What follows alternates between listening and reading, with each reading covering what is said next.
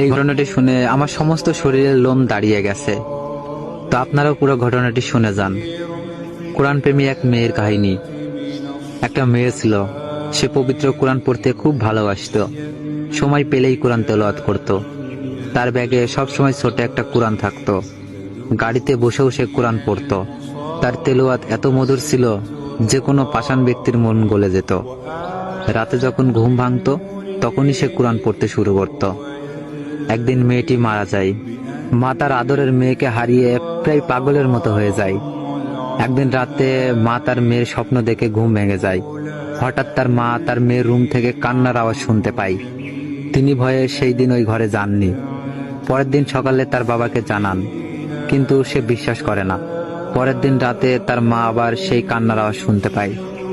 তারপর তার বাবাকে বলে, বাবাও শুনে সেও ভয় পেয়ে যায়।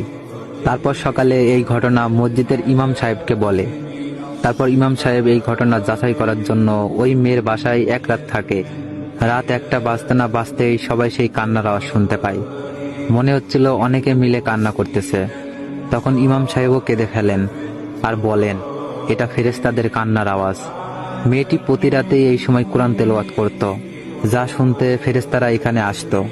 এখন মেয়েটিকে না দেখতে পেয়ে তারা প্রতি রাতে এই সময়